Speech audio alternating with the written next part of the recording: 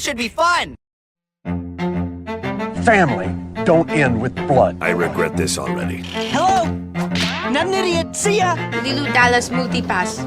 Give him the bits. The bits. The bits. The things I do for love. I will never, ever turn my back on people who need me.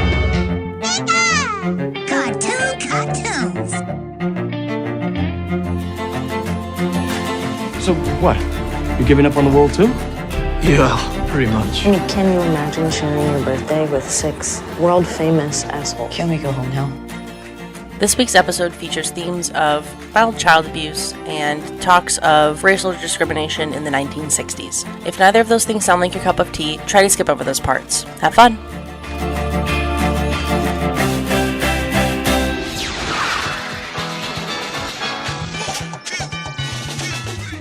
Hello, I'm a failure. No, you're not. Are we recording? No, we are. Oh. Welcome back to...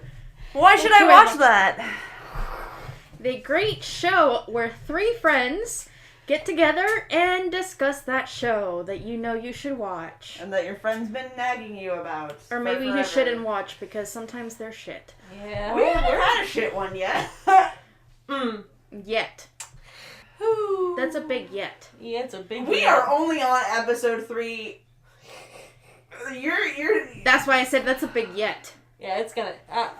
depending on your opinions, it might be happening now. Anyway. Oh, that's fair. Do the thing. I'm Mayra. I'm Sam. I'm Jay! Yay! Maybe. Woo-hoo. Or maybe not. Who knows? So, yay, we're back. 2.5 gays and a trench coat. We also have 2.5 mics. And, Yay! And 3 jackets. So, whatever. So we apologize for the... Decrease. If there's a shitty audio, we apologize. We are still working on it. We just started, so give us a break, okay? Yeah, apparently Osseo for All, we made a treaty last week, and it was a very tense treaty, and someone fucked something up today and broke the treaty, and Osseo for All said it's either 1 mic or no mic. So, or it's either 2 mics or no mics. Sorry, whatever. Yeah. It was like the treaty between Germany and Russia during World War II. Apparently, we're Germany in this... No, let's cut that. Cut that. Well, we are Americans, so I mean... Listen. Imperialism If you're for the from another losers. country and you know what's going on, you know what's going on. Yeah, Americans aren't that dumb. Speaking of, future us, how's that election going? Yeah. Because right now it's stressful. It's very stressful, but... That November the 4th energy. Hopefully, we shall have an answer when all this is over and done with, and it's a good resolution, no issues, no problems. Let's just keep praying. You're real optimistic there, buddy. I'm not. Look, I'm praying to God, I'm praying to everybody. God okay? cannot help us now. I'm praying to every God, everything. Anyway, we're gonna bring it back. Yes. So, today... Today. We are talking about the Umbrella Academy Season 1. It's the final brain cell. I'm not okay. I'm not okay. Which is fitting. Because neither is Gerard Way. I mean... Who may or may not have had a hat in the Umbrella Academy. Yes. So, do we want to start with our episode summaries? Jay is going to go ahead and do our episode summaries. So, we can go ahead and let you guys know. This way you guys have an idea of what is generally going on before we get into the general information about the show. Are you doing the Netflix ones or the... I think the Netflix summaries would be a good place to start. So starting out, like we said before, we're going to do the things, and that's me. I'm definitely competent and can do that today. You got this. You got this, Travis. Make him wait for it. Boom. Okay. Episode 1. We only see others at weddings and funerals. Years after they rose to fame as young crime-fighting superheroes, the estranged Hargreaves siblings come together to mark their father's death. Episode 2. Run Boy Run. After sharing the story of his time travel with Vanya, Five hunts for the owner of a fake eye, but 2 mysterious assassins are hot on his trail. Episode 3. Extraordinary.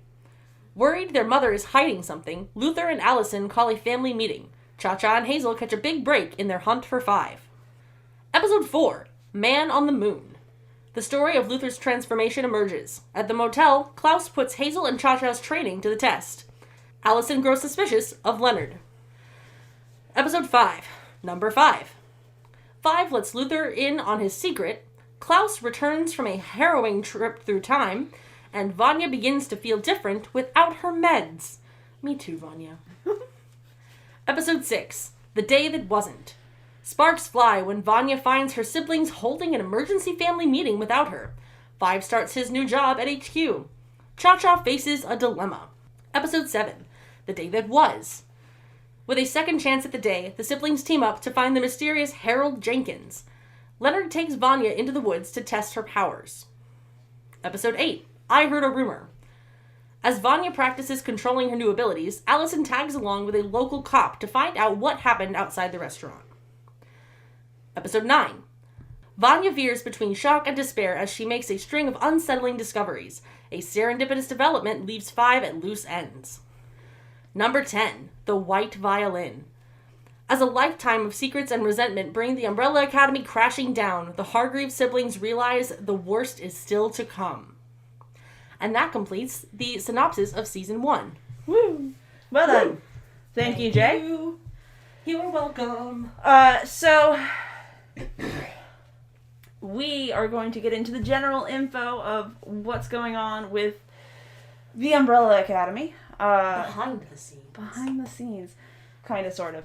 So it was created for Netflix by Steve Blackman, based on the comic book Umbrella Academy, written by Gerard Way and illustrated by Gabrielle Ba, I think.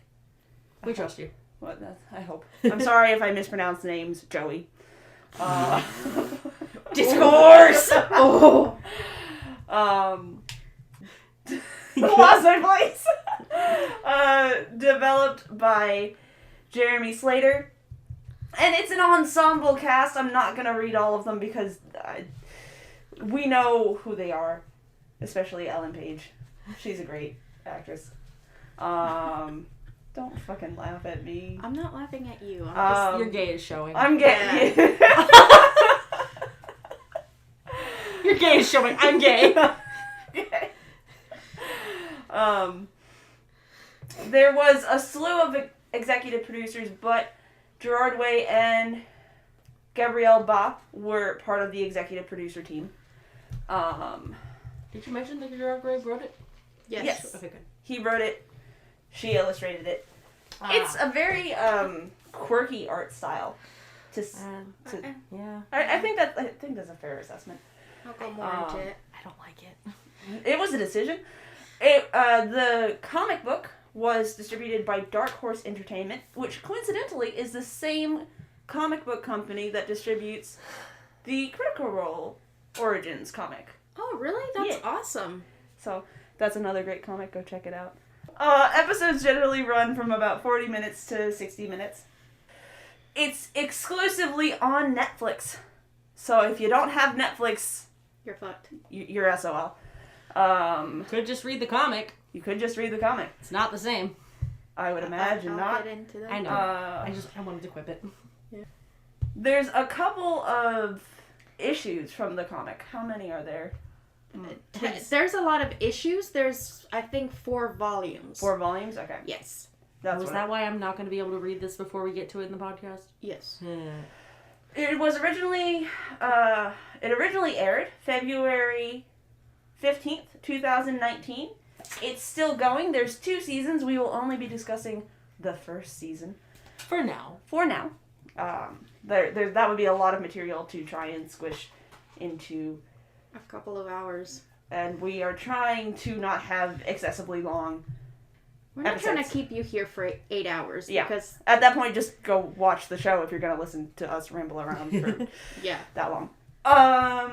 Yeah, that's it. Okay. So I have not read the comics, so this is mostly going to be Jay and Mayra. Neither of us I took... Yeah. Well, I skimmed through it. So I skimmed the whole all... thing? Just volume 1. Because volume 2 actually goes into season 2. Oh. Okay, well, I'm not there yet. So I skimmed through all of Volume 1. I think it's issues 1 through 6, I think. So, obviously, there are a lot of major differences. The comic book itself, it's actually quite good. I like the flow of it. But the art style, I would agree with you. It's very quirky. It's very interesting. And as far as line heavy. Yes. But I think for its time of when it came out, it's very appropriate. It looked a lot like... I'm sorry, I'm interrupting you. Go ahead. But this is the one thing I'll say. It looked a lot like if you took Scott Pilgrim and mashed it together with Marvel. Yes. So for the time period of when it was actually coming out, it's very appropriate. I enjoyed it. I enjoyed the flow of it. I didn't finish it. I'm not gonna lie. I fully read the first 3 issues, and then I went into just skimming the last couple ones just so I could see where the story went differently. It definitely goes a lot different. Sure. I do appreciate that they had Gerard Butler in both.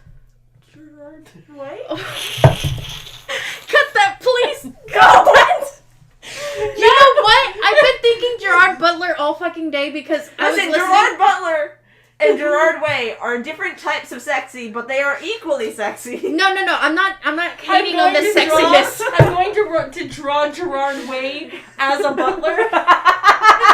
So Gerard Way is Black Butler. This is a Black Butler. You can stop now. Oh no! All right. Now. No, so the reason I kept thinking that is because today during work I was literally listening to the soundtrack of the Phantom of the Opera, not the play, the movie. So you have rights. I was listening to that to keep my mind after lunch because I was. Oh, it's so easy to fall asleep. Yeah. So for some damn reason, I've been wanting to call him Gerard Butler all day. It's Gerard Way. Trust me, I love My Chemical Romance. Sad that they broke up, but. And I'm gonna interrupt you real fast. Wasn't the comic book his first major project after they broke up? Yes. So it was his sort of breaking away thing. It was really cool. I'll be honest, he is now doing more comic book writing. Him and his brother are. So I think that was a really interesting little nitpick. Besides that, I think the issues the volumes have been broken down properly. I hope that the Netflix has made a good contract where they can continue it the way the issues are written. So far as the storyline goes, Volume 1 they got right because it's called the No, go ahead. I can't remember what it's called. So I have Google here in front of me. For a different thing. I will look up the name of that. A different thing. It premiered September 4th, 2007. Yeah. Sorry, I didn't write all that down. No, you're good. You're good. I just read it. It's called the first issue is called The Apocalypse Suite. Yes. Which is very fitting because if you know anything about music, it's spelt the type of suite Like as... The Sweet Life of Zack and Cody, only music. No. SUITE. Yeah, but it's spelled that. I'm not wrong. You're incorrect. Okay, please. You're continue. not wrong, but you're incorrect. Anyway, go ahead, Mayra. With that being said, Okay, do this with me. From what I've seen as far as the volumes go, Volume 2 very much follows Season 2. So I will discuss more of Volume 2 next week when we discuss Season 2. Okay. With that, I will start the open discussion, I guess. Oh, no. Your bits. Oh, my Easter eggs. My Easter eggs. I forgot my Easter Give eggs. us the bits! Okay, so I have a lot of Easter eggs, which is a lot of fun. This show gave me so much fun on Easter eggs. It's not even funny. I think Gerard Way went sprinkle. Oh, it wasn't Bay. sprinkle. No, shit. that was. It was not sprinkle. It's like smother that shit. Okay. The bits. Because I have a page and a half of Easter eggs. I tried to trim down my notes. I think I was mostly successful after the first couple of episodes. Okay. So, the first, like, major Easter egg you really see is at the opening of the show, which I thought was a really cool thing that they did. But they went ahead and when they started introducing everybody, they started introducing them and showing where their position was. So, like, when you see Luther, he's at Moon Station 1. For Diego, he has 2 lights lit behind him. Allison is promoting Love on Loan 3. And then Klaus sees his dad's death on Channel 4 News. So I thought, like, it kept... So there's numbers for each of the siblings. And then when Vanya finds out, in the rain, if you look close enough, there's a 7. Oh. See, I think it's also funny, I'm gonna interject real here. She's playing a Phantom of the Opera melody. Yes. So your little goof about Gerard Butler yes, I know. is actually kind of fitting. Which, fun fact, the person who actually played that was Lindsay Sterling. Oh shit! Yeah, Lindsay Sterling. Yeah, so she's actually the one that played that scene. Do you know that one song? Lindsay. Yep. Yeah. That's all so I can she's do. actually the one that's playing the Phantom of the Opera on the violin. Oh. So, another fun thing is if you look at later on in the show, Vanya pulls out her book from the family library, and Gerard Way actually, they put a quote from him on the book, which I thought was really neat. And then you have different, like, things that actually reference the comic book, which you have, if you look in the background of the dad's office, there's a newspaper article. Let me get closer. I just realized that. Oh, it's so soft. Sorry, I'm getting closer. In the background of the dad's office, there is a newspaper article that shows that the kids at the Eiffel Tower, which actually references back to the beginning of the comic book. I know it's like when you start paying attention to this shit, you're like, holy fuck. I would need to rewatch it after reading it. Oh my god, you're right. So in another reference to the comic book is when but you have to be really, really specific. This one, I'll be honest, I found thanks to a YouTuber, and I cannot remember his name, but I will... There are many on YouTube. She'll send me a clip, and I'll credit him in the mid-roll. Because they pointed this out, which I wouldn't have noticed, but in, I think it's episode 7? The day that did not happen. When the book... No, I think that's 6. So the dad's notebook that has all of Vanya's stuff. Oh. So if you pay close attention to one of the pages, it says 00.003, that's how he numbered them in the comic book. Yes, you're right. He gave them decimals? Yeah. Yeah. He didn't actually give them numbers. I have a Siri. Another cool thing is the first thing that 5 does after Pogo literally says, "Oh, you used to make peanut butter marshmallow sandwiches." 5 is the first thing, which is something interesting that they did with the show. Finish your thought, though. You didn't quite finish that sentence. After 5 comes back from the apocalypse, making the sandwich is the first thing he does. Yes, thank you. That's what I meant. I can stitch for you. You're good. But another fun thing is when you start noticing a lot of little details of the show. One book that I think it's episode 2 on Run Boy Run. You see Ben reading a book, and it's a book by Anton Chokbos. Can you say his name? No. Okay. Could you have his name written down? I spelled it totally wrong. It's written by someone. It's a Russian. Yes, probably. But Tchaikovsky? he's a Chekhov.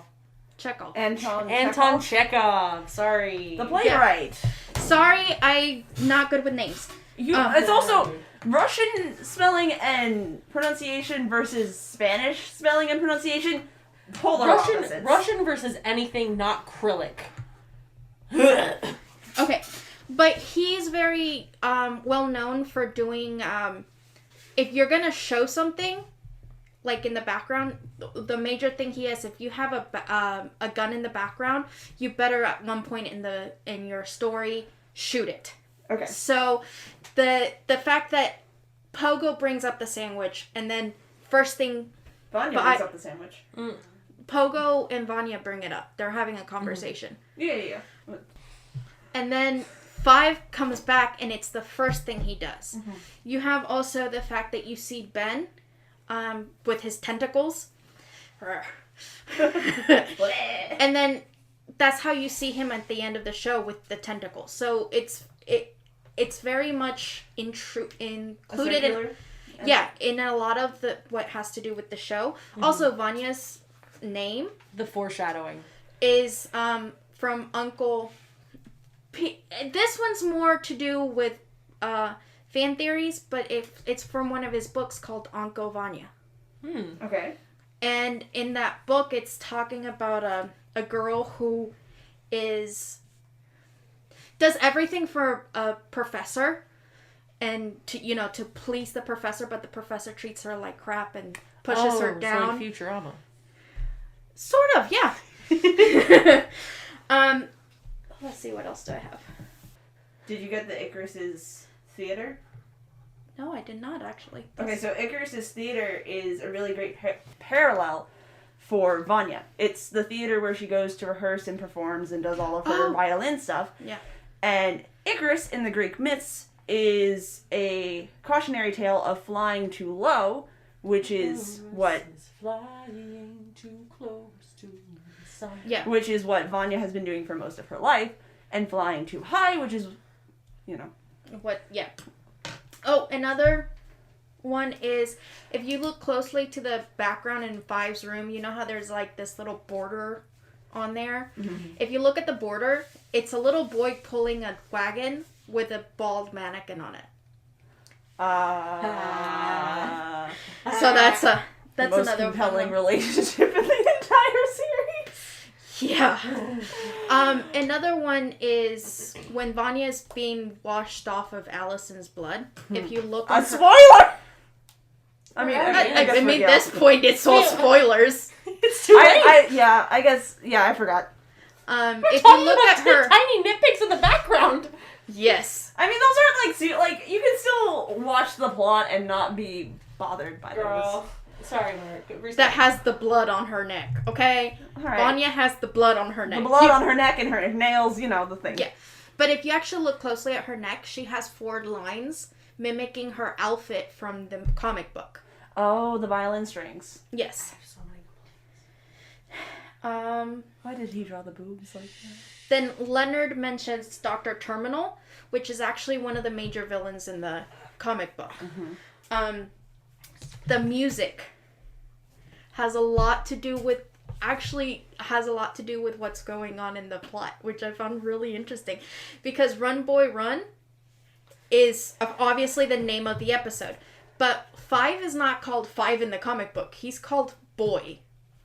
Oh. So that's really his song. I Think I'm Alone Now, or I think we're alone now, which is the opening to the show.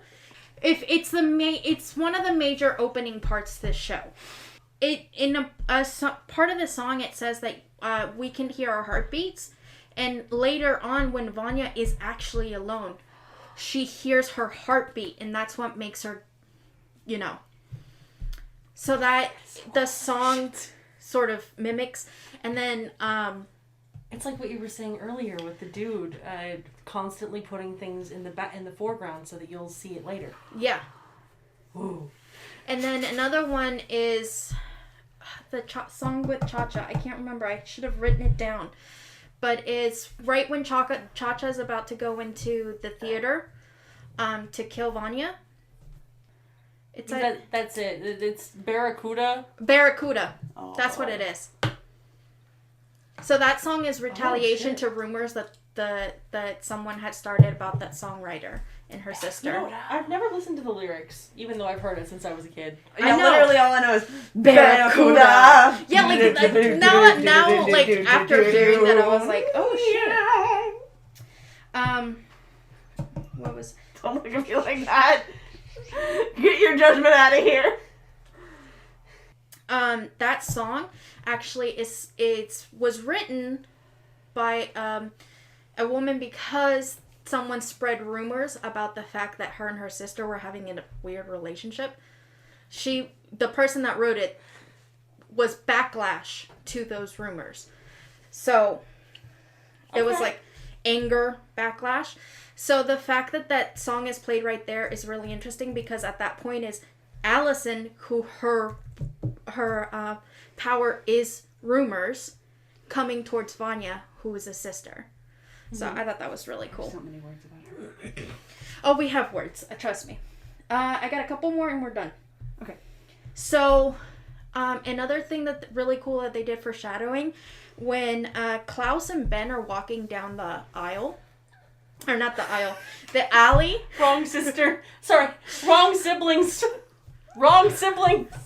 When Ben and Klaus are walking down the alley after they go to the rave, you can actually see Ben's shadow. So it's foreshadowing that Ben's gonna come out. This is not anywhere near as plot important, but did you catch that Klaus, when he makes coffee for everyone the day he's sober, he pours a little cup for Ben? Yes. It was so cute. Aww. So pure. yeah, that one was another one. So another foreshadowing thing is when you see Five finding all his siblings' bodies, the only body he doesn't find is Vanya. Oh, okay. Another one, I don't know if this is something that the directors did on purpose. I still don't know what this lady has anything to do with it. We're at 44 minutes. Oh, I'm so sorry. Last one, I swear. The lady. So this red-headed lady is the lady that goes up to Five and goes, does your son want to play with my son? That lady is also on the bus when Klaus disappears. She is. She's also in the bank when they're attacked. She's just unlucky. She's at the rave. Okay, no, she's just an extra that got some good money. She really is. She's like in a lot of different scenes. So one other one that I found, Mayra and I both kind of skimmed the comic. She skimmed more than me. Gerard Way, while drawing that shit, really had a fun time playing Where's Waldo with Charlie Brown. Oh, yeah. Sam approves of my word choice. With that being said, all right, I am done with the Easter eggs. Obviously, there's actually a lot of people think there's a lot more. They've actually made comments on Instagram. The actors and the directors have made. You gotta look. There's a lot. So, with that being said, let's get into the show and the differences between the comic book and the actual show and how we feel about the show. Okay. I didn't like the show. What? First go, I don't like season 1. Okay, fair. So, some of the major themes, it's... What? This is my turn now. Wait, no, we're doing first impressions? We didn't really do that. No. Yeah, I think we've all... Because Well, I I think think we're we've past all that. seen it.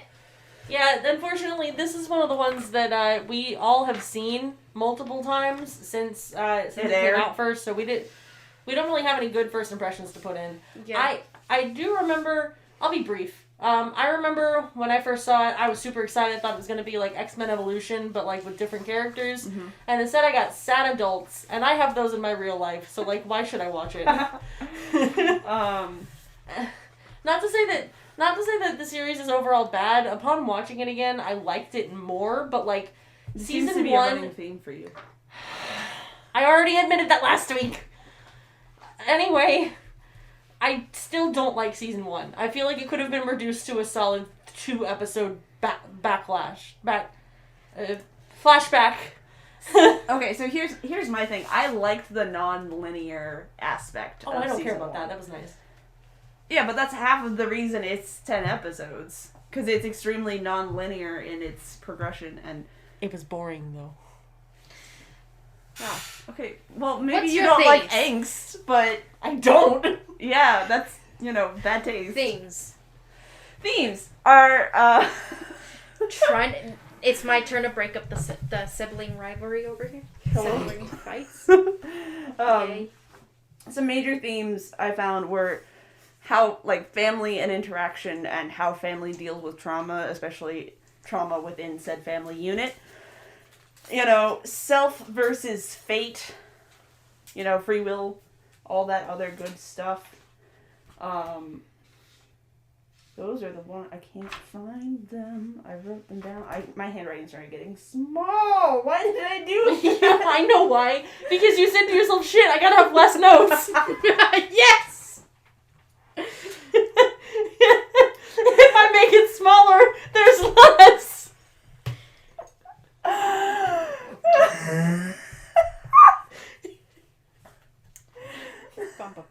Look me in the eyes and tell me I'm wrong.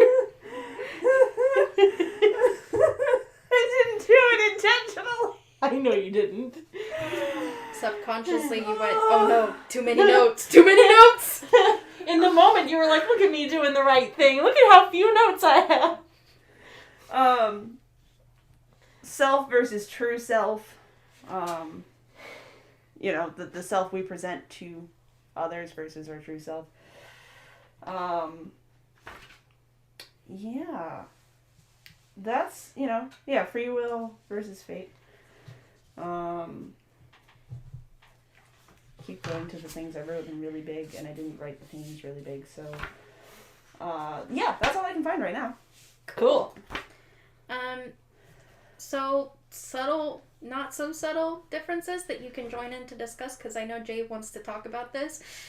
The comic book versus the show. The comic book was so much better. Oh my god, okay, I gotta agree, the comic book... Okay, not rephrase. The comic book was not so much better, period. The comic book, narratively, I kind of vibed with more. Because, and I promise I won't gerrymander for long.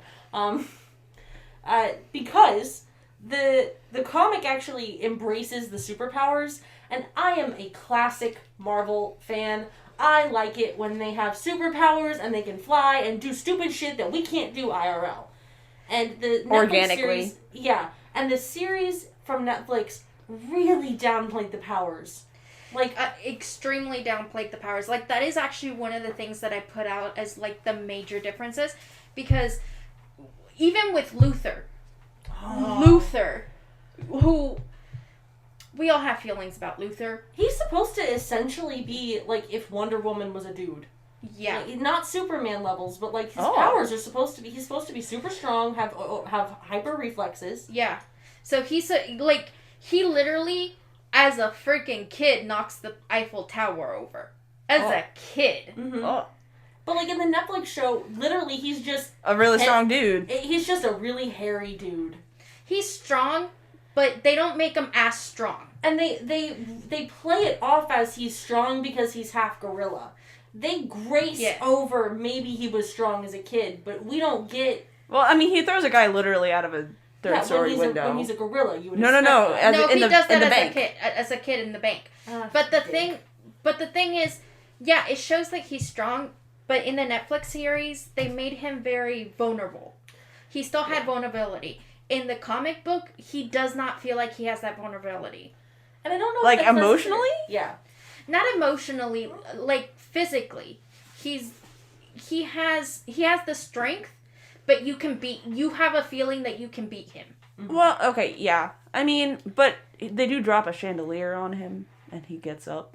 Yeah, but that still shows that he's strong, but... It takes him a minute. I mean, it's a whole ass chandelier. Okay, but what she's you knock over the fucking you knock over the Eiffel Tower. Tower. Fine. Yeah. What is it, 13? Fine. It's like if you made Superman and said, and then that's just him, he's complete, there's no faults, and then versus making Superman and then going, but if you have this cool rock. And I don't necessarily think that's a bad thing. Right. I ain't sitting here saying that we need to, make everyone OP and all this shit. I just think they took a couple of liberties with the powers I'm not a huge fan of. For example, you will not know this, Sam. Oh no, what's his name? Klaus? Klaus? I got it. We were there for you, though. Processing. Thank you. Klaus is supposed to be a literal psychic.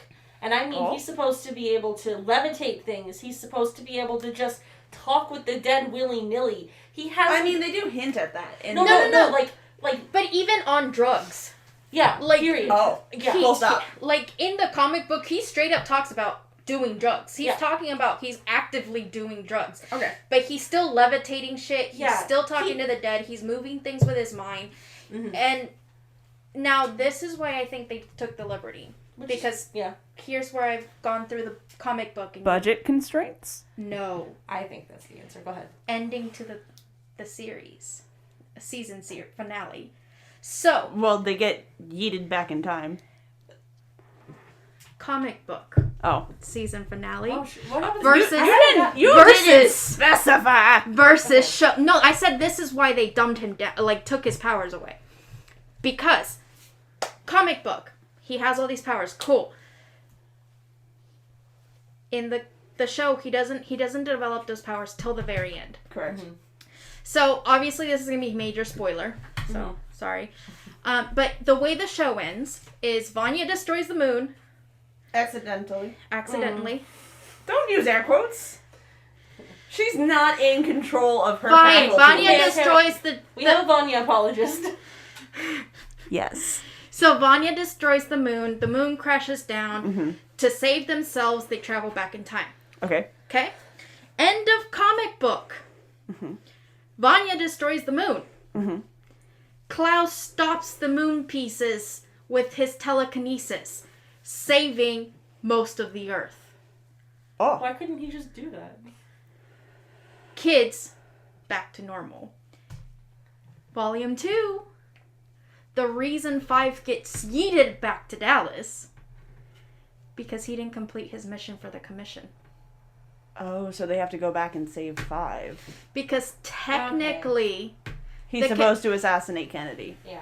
So the commission actually does not really play into the comic, the first volume of the comic book. I noticed that a lot. Like, period. That does not come into play really until volume 2. Yeah, because... Are they still being hunted by Hazel and Cha-Cha? Yeah. No, well, okay. From what I saw, Hazel and Cha-Cha actually don't show up. And I feel like that was a really good move on Netflix's part. They are in there, but they're not in there till, like, the very end. Yeah. Because Klaus actually possesses Hazel and kills Cha-Cha. Yo, the fuck? Oh. Yeah. Okay, see, I think I came out a little harsh. There are a couple... Ooh. You, Jay, harsh? No, never. Sorry, I have big thoughts, and then when you break them down, they're actually small and minute and have, like, nuance. But, like, the first words are big. I have opinions! Oh, they exist. I feel like they did a good job in blending together the two storylines. Mm-hmm. Yes. I feel like in the Netflix adaptation, Cha-Cha and Hazel weren't, like, as integrated as I would have liked. They felt a little... It could also be the fact that a lot of people feel like there's a romance there that really isn't there. No! I'm sorry. I'm No. sorry. I'm just going with fan theories that I've read, Listen, and it's no. scary. They radiate best friend energy. Yes, they do. Not everything has to be hetero. No, no. I'm teasing. What I would have liked is if you would have still had that jealousy relationship there, if they were the original sex they were in the comic book. Because both Hazel and Cha-Cha were supposed to be male. Yeah, that's another thing. So Hazel and Cha-Cha were both supposed to be male. Mm-hmm. What's his name? The Diego. I was like, Spider-Man? What were you doing? Throwing knives. Diego's best friend is supposed to be male. Okay. Yeah, and it's... Also, Pogo is supposed to have an Arabic assistant. Yes. Who just kind of follows him around and helps him. So does he, like, take the place of Mom? Or No, Mom's there. Mom's design in that is so cool, though, and I wish they would have carried that the fuck over. Okay, she actually looks like a robot. Oh. She's an anatomy doll with pluggable parts. Yes. And a dress form. Yes. That's on wheels. But her name isn't Grace, it's Karen. I know. They Oh, for a good goddamn reason. Yes. But yeah, So I kind of agree. like Jetsons, like with the. Okay, she actually looks like a robot Yeah. Okay. rather than this like Detroit Become Human android. Yes. I love Child this, like- temper tantrum deterrent. Yeah, literally. Another like thing that does not happen in like as far as romances go. So the comic book and the adaptation actually keep Luther and Allison's romance. That does happen in the comic book, and it does go show, obviously bleed through the fucking show. Nobody likes it. We're going, but it's there. Another one that's actually there. The reason Diego's really pissed off at Vanya is not just because of her adaptation of her life story in the book, but because He's in love with her. Yep. I was about to fucking say they had some literally chapter like 2. She goes to like interfere with their like mission to stop the sick dude. I forgot his name. Dr. Terminal. Yeah, I don't know how I forgot that. They go to stop some of Dr. Terminal's fucking robots, and she shows up and is like, "My family. I knew it was you destroying the fair." And like Diego like tackles her to the ground like to save her from something, and he's like leaning over her, and there is some Too much tension drawn into those lines. Yes. Also, Diego is blonde. Ew. I like him Okay. better. I gotta admit, I do like the fact that they I love the design that Netflix used. yes. Yeah, I'm really proud of the one thing I did know about the comics was that originally they're all white, and Gerard Way received a lot of backlash about they're from all over the world. Why are they all white? And he went, You're right, though. You're right though. So then he got, people from Different cultures. different cultures to Yeah, be okay. like, oh, May I request that we get off of the comic a little bit? yeah. Yes. Cool. So now with the show. Yeah. So I really liked the cold open first episode. Yeah, I gotta admit, I really like the way it was filmed. The way it was filmed, especially too, like certain scenes, like I think We're Alone Now. I like that they touched on the fact that it came from a comic. Where this show excels is expositional scenes that are mostly silent, set to a banging soundtrack. Oh God, yes. I think. Okay, I'm sorry. Apparently, I am actually the voice of pessimism. I didn't know until I started listening to myself editing. No one told me, so who the fuck knew? I think one of the things I didn't like about season 1 is, yes, they had these super cool moments of, like, silence where things happened with the music. Mm-hmm. And then every time the characters spoke, it felt like they were grandstanding and trying to make, like, the best one-liner of the series. Every one of those actors put so much weight behind their words as they were doing the show. I feel like that might have been direction, though. I'm not saying it's not. I'm saying it got tiring after a couple of episodes, especially Diego. Like, I love him. He's got some good design. I'm not mad at the actor. It's just everything he says is, "I hate you, and I'm gonna put this level of intensity behind even asking more having for dinner." Diego has a hero complex and a victim complex. Diego has major little brother issues. Okay. Which is impressive for septuplets. Are you kidding me? They all... No, and the reason radiates middle child energy. Radiates. yes, and but He the radiates middle child energy. The reason I say that is because every fucking step of the way, Diego wants to be number one. Okay. Sorry. Diego wants to be number one, but he's always stuck as number 2. Okay, so I think I'm going to pitch this. My lineup is Luther's the oldest. Yeah. Second by Vanya. Are we going by energy purely? Pure energy. Okay. Okay, Pure yes, vibes. I agree. Okay, so Luther would be oldest. Okay. Vanya would be second. Yeah, just the ignored child. Third would be Diego. You got to put him close enough to Luther to be, a little He's, salty. the brother energy. Yeah. Fourth would definitely... I'm sorry. Third, I'm going to put Klaus. Fourth, I'm going to put Diego. Yes. Right, because he doesn't acknowledge Klaus. Well, no. I retract that statement because that's fundamentally not true. But he never saw him as a threat to his standing. Yes. Fifth, I'm going to put 5. Not because it's the number 5, definitely not.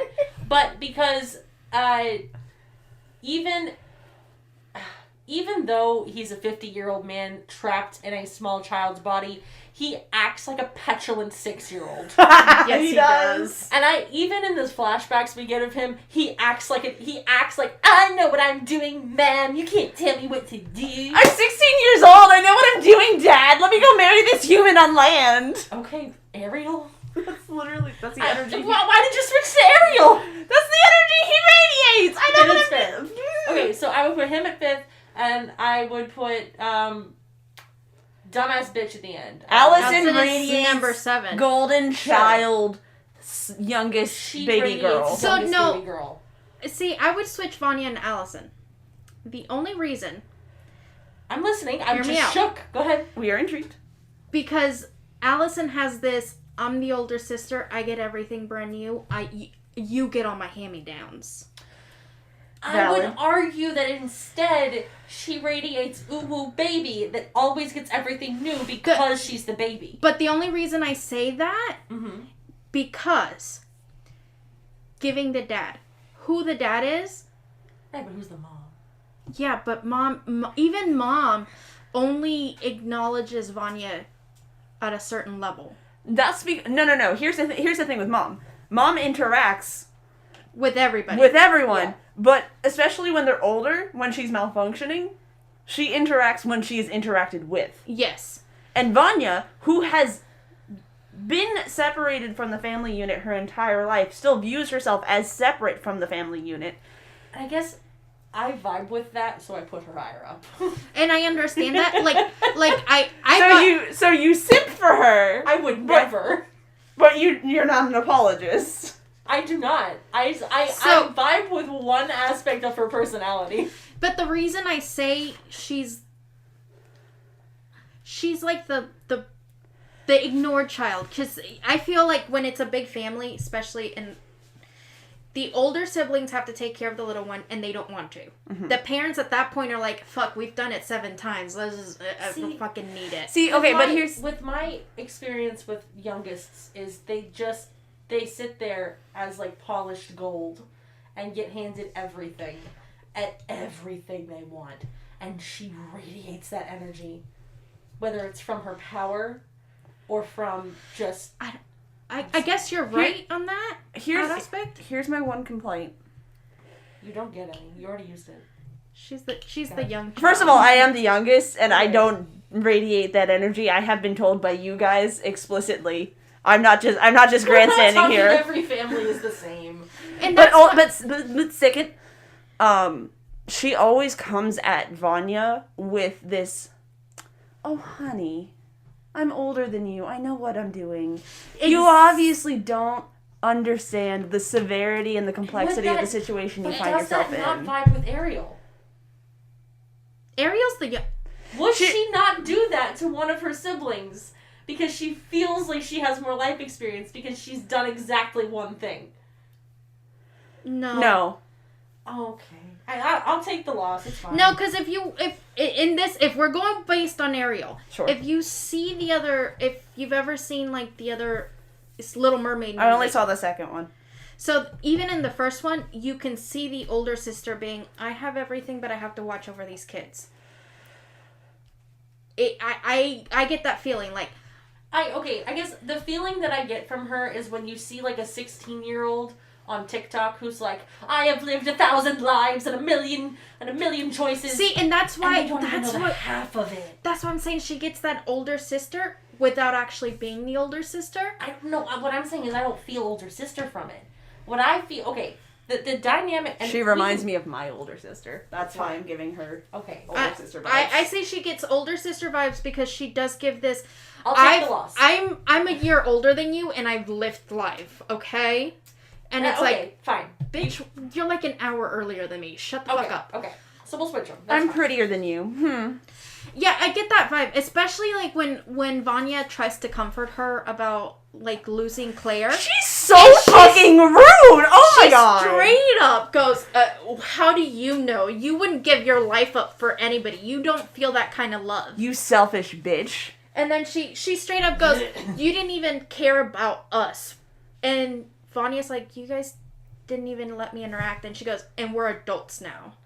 And then she pulls the exact same shit literally every other episode after. She's like, we're adults now. You need to take personal responsibility for your actions. And then she proceeds to not take personal responsibility for her actions ever again. Okay.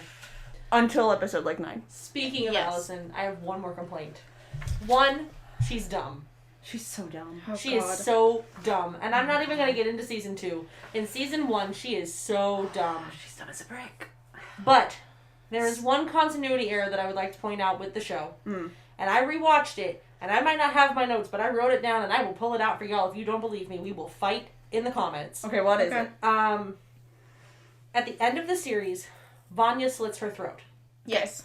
We're going to ignore the science of blood loss because they already have superpowers and science can't be put here. Okay. However, I will not let go of this one science fact in this equation. Mom specifically says her vocal cords have been severed. Oh. Her vocal cords have been severed. Now, when you have damage to your vocal cords, the vocal cord is actually not the part of your tone system that actually makes noise. It's your voice box. Mm-hmm. The vocal cords are an integral part, but the voice box is actually what's making the noise. Correct. If your vocal cords have been shattered, your voice box has to have taken damage. Because if it has gotten that close to your vocal cords, there's nothing separating them. It lays straight over the box. So the box is also fucked. And that area does not heal. Right. At least not the way that the rest, it heals, but it heals into scar tissue.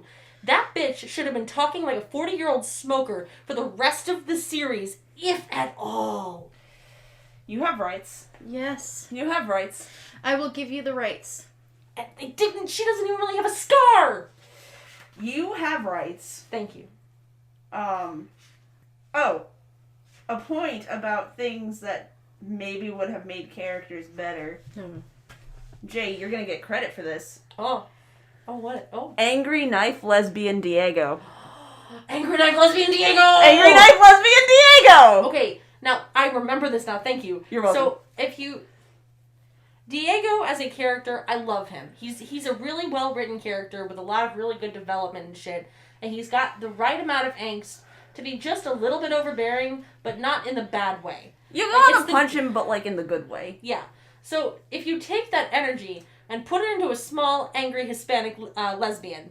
Oh, God. It's so good! It would be oh, my God. It would be so good! And that actually makes Patch's death compelling. Because right now, as it stands, they just leave the one brown woman that's not in the main cast face down in a seedy motel shot through her chest. Well... Which is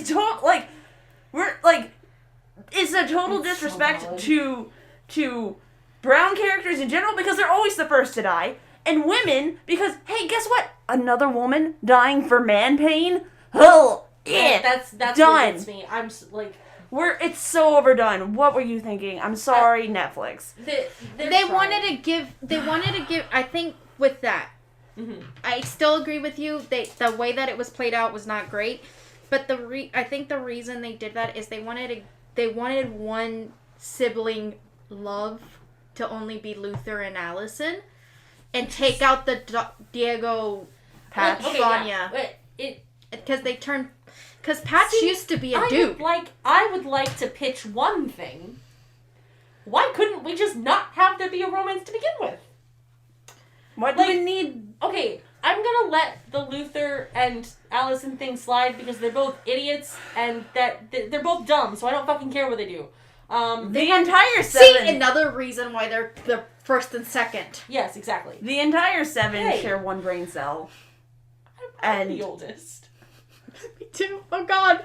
That's just You shaded yourself! You shaded yourself! You gave me the brain cell! We're not I don't deserve it! It's like Klaus gets the brain cell and it only works for 2 minutes! Yes. Also, I have so many. Okay. Klaus. Hold on. No. We gotta finish our train of thought. Yeah. Yes. Fucking what was it? Diego, angry knife lesbian. I agree. Oh, Patch. yeah. Okay, so hypothetically, I'm gonna have to leave that whole thing in. God damn it. Hypothetically, if you took both Diego and Vanya and just... Okay, Vanya's love story has to stay because the Hans scenario has to happen, so that... Right. Blah, blah, blah. I don't like how they did it in the comics, so he can stay. Little murder boy can stay. But... At least he dies. Really weird. Yes. But for Diego, why did he even have to have a romance? We don't have to acknowledge that. You know what? And they give him way too... this has gone to season 2, so I'm going to skip it. Never mind. I'm going to shut up and say it next time. Yes. But yes, I would agree. I don't think the romance should have been there. It literally adds nothing to the story. Yeah, and it's not that I think the romance should not have been there. I kind of agree with what Sam was saying. It just reads as another girl that's died for man pain. I think it would have been better if they would have kept it like the comic book, where he was a friend detective. Sure. Yeah. A male detective friend. There are multiple ways to potentially fix it. Yeah, and I agree with you on that. The situation could have been rectified. Klaus. Maybe. So, okay, can we talk about Klaus for a minute? Because I have Yeah. feelings. I don't know if this plays out the same way as it does in the comics, as it does in the show, but Klaus reads like an abuse the gay character on the rewatch. Because, here's the thing. Everybody fell in love with Klaus. We were like, oh, hey, traumatized gay, we can all relate. Also, I think he's bi. Yeah. Bi, yes. I was Bi using rights? I was using gay as like the umbrella term. Yes, but bi rights. So, traumatized by who we can all relate. But then, so he gets kidnapped, tortured, has to literally draw his own blood from banging it on the table so Patch finds him, escapes with nothing but the briefcase, a towel, and a coat, goes to Vietnam, falls in love, has a cute little montage, watches his love die in his arms, comes back, and is systematically ignored by all of his siblings. The only acknowledgement he gets is from Diego in the day that wasn't. Okay. But he was systematically ignored before all of this. Also, tell me that's not real life. It is, but I'm just saying. Okay, what I'm saying is, that vibes. Okay, Yeah. because let me walk it. You got. I don't think they necessarily care about his sexuality, so I'm gonna take that off the table. Yes. The siblings literally never talk about it. They don't give a shit. They do not give a shit. However, he is a drug addict. Right. He is constantly wanting to die. And he's also effectively useless at this point. As a teammate, as a brother, as in every category, he is effectively failed. Okay. But when the house gets attacked, they literally go check on everyone else except Klaus. Yeah. And they know Klaus is in the house, though. Do they? They know Klaus was in the house because... No, Did Klaus not sneak out to go root through the trash at one point? I mean, the reason I say, why would they think Klaus is in the house? Because at this point, is Klaus in the house? Their average, Klaus disappears, he's going off somewhere to get high. Yeah, that's my point. He has a track record of flaking to do illicit things. And when they don't see Klaus reenact or act when the house is being attacked, because you see Vanya come in and they're like, okay, Vanya's here. Okay, Allison's here. Okay, Luther's here. So their mentality is Klaus is not popping out because 5 doesn't pop out either. There's no blood. So they don't see any sign that Klaus is getting attacked, and they don't see 5. So they're like, 5 obviously flaked. And Klaus probably wasn't even home. He was probably somewhere getting high. Klaus, where did they get him? Didn't they actually get him out of the house? Yeah, so they run into him on their escape. So he had already left. He did exactly what they thought he did. And flaked. I'm just no. So- Okay, but when he gets back and when he tells Five that he was tortured, Five's like, okay, cool. Where's the briefcase though?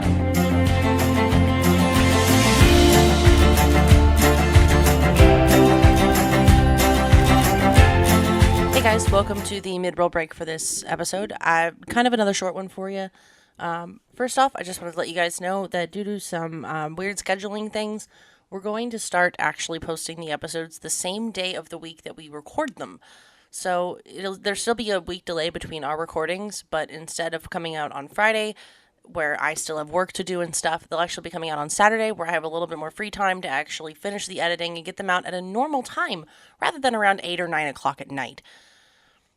We're still in our baby stage, so we're still trying to figure stuff out. So hopefully, I don't really know if it'll jimmy anyone's feathers, but is that even a word? Anyway, we're moving past it. A couple things I have for you this week. I just wanted to thank a couple of people who have actually tweeted at us for some recommendations.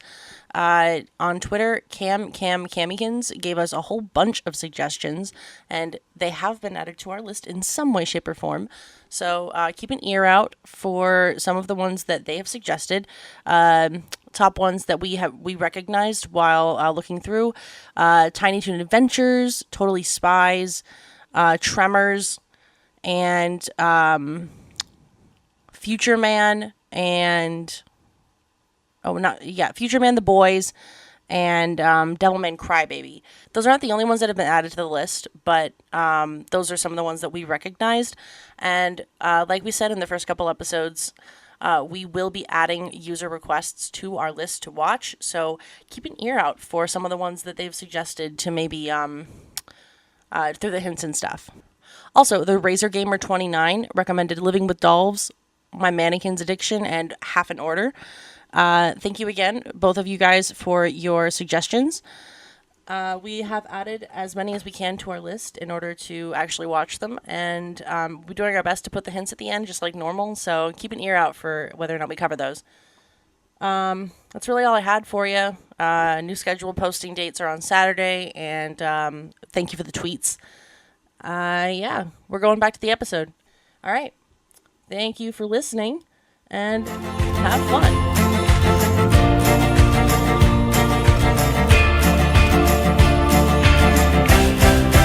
We're back. Welcome back. Sorry, we had election result. Yeah, like we said earlier, for us, this is like live. So I know that you know what happens, but we don't. And if you could let us know so that we can stop panicking, that would be very nice. DMs are open. Please send your emails to the commission so that they can send it to us through the time-space continuum. Yes. Look at you. Sorry. So I think we just finished talking about Klaus.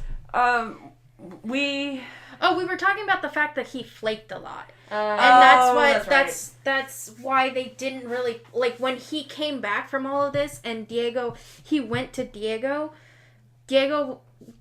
honestly was like, dude, you're fucking with me again, aren't you? It wasn't so much, I'm gonna help you out. It's like, oh fuck. Okay, I did have one complaint on that note. When your brother, who can canonically see the dead, goes, hey, our other brother Ben is here. Even if he's a druggie, he can see the dead. Yeah, he can see the dead. Why would you just be like, bullshit, like he can't see the dead? Yeah. Okay, but also, on a similar vein of Klaus and Diego, those two got into so much trouble as kids. I didn't read the comic, but like the vibes they radiated were like, especially in the bar scene. The bar scene especially like nailed this for me. Cause Klaus is like, leave me alone to be sad and drunk. Side note, again, I'm so sorry. Side note again, people in their, like, late 20s, mid-30s can be veterans. Why was that dude so fucking butthurt? He was so rude. Yes, he was so mean. I had a friend in high school who went to the military, broke their hip in boot camp, and was honorably discharged. Right. Thus making them a veteran. Yes. At 19. You can be a veteran at any age past 18. Yeah. That boy needs to get fucked. Yeah. Because at this point, he's in his what? It's 20 years later. 20 something. Klaus easily looks like anywhere from mid to late 20s. Yeah. Yeah. I mean, plus, okay, I would put him at early 30s, but noting the drugs, the answer is probably just yes. Yeah. Yeah. But anyway, so, I mean, he's old enough to be a veteran, or at least have served one term. Yeah. And I mean, it's 2019. The Iraq and Afghanistan wars are a thing. Uh-huh. Yeah, so I agree with you. I don't understand why this veteran was so butthurt about Such a it. dick. Okay. And he had dog tags. You Yeah. don't fake that shit. And you can make the argument that, okay, yeah, all that shit's true, but he was still staring at an old picture of a bunch of old dudes.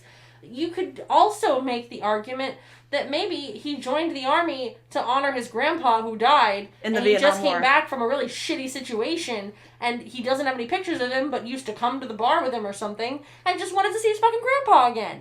There are ways that an outsider could have excused that situation without being a dick.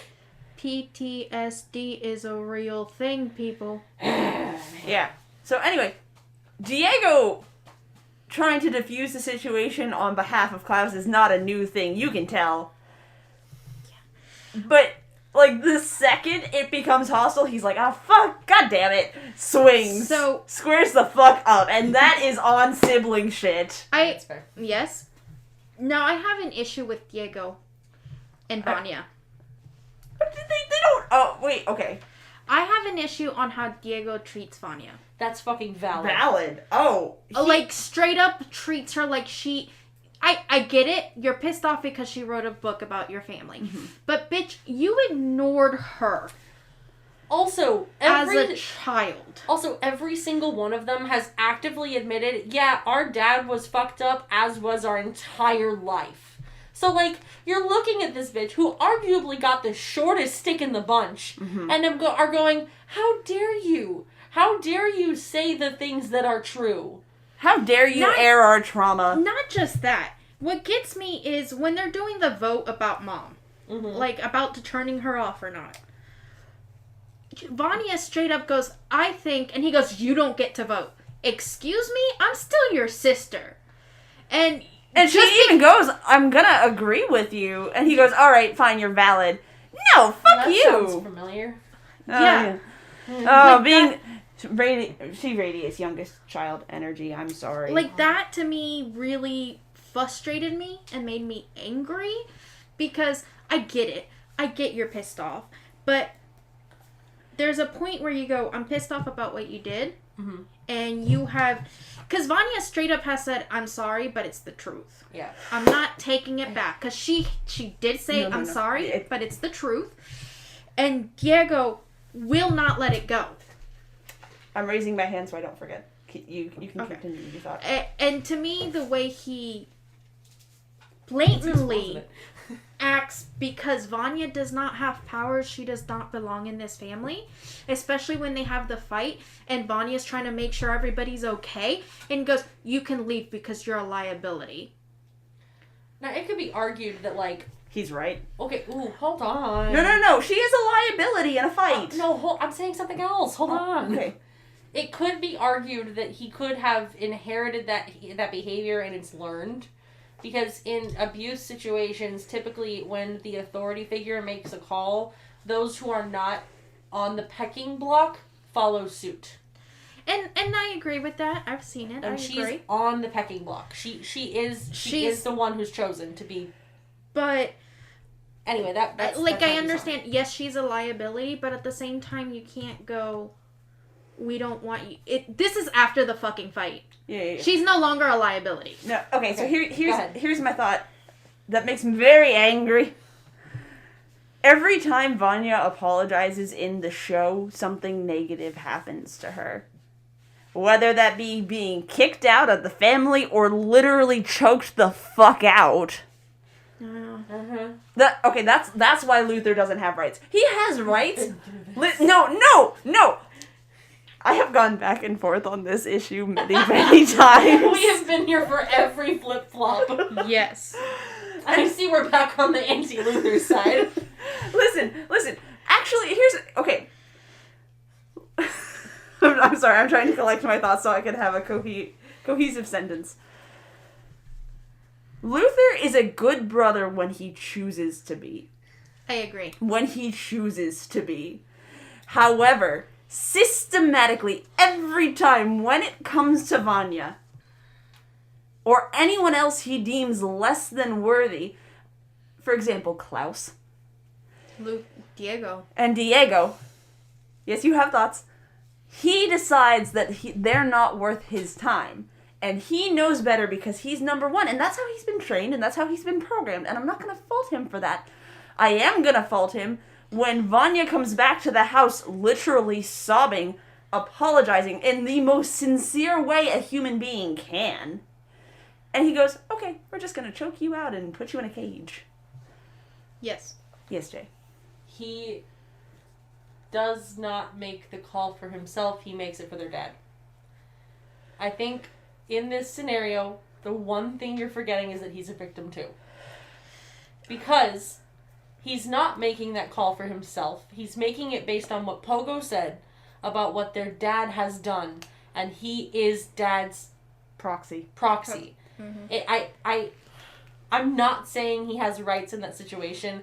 I'm saying you're putting a lot of weight on an equally damaged person. Okay. I know I gave him shit about being sad about the moon. No. Okay, hold on. Wait. Wait. Go ahead. Do your thing. So, but he was literally banished for something that he was beyond his control, and something that was done to him. Okay, so he actually wasn't banished. If you read the comics, yeah. So no, this is a fun fact. Okay. He actually wanted to go to space. Like that was a thing that he wanted from a young child. His nickname. This is something we didn't cover. They all had nicknames, like code names, before they had real names. His was Space Boy. Aw. From a young age. And he uses it throughout the comic. Like he goes by Space Boy. That's cute. Allison was Rumor. Hold on. Number 2, and I have so many complaints about this, because that's Diego. Yeah. What would you think Diego's fucking nickname would be? Like, Knife Boy, Stabby, something. So not Kraken. Why is it not Ben? I know! Why is it Kraken? He's the Kraken! Number 3 is the Rumor. That is so original. I have, peak thought. A lot of Well, if you really see her superpowers in the comic book are not just I heard a rumor. What she does is more illusionary. Mm-hmm. So she can what she says is happening, she can make it happen. Not just like, hey, I heard a rumor that you're gonna kill someone. She never murders anyone. She's basically a walking death note. Yeah, so she can also do, hey, I heard a rumor you have a twin brother.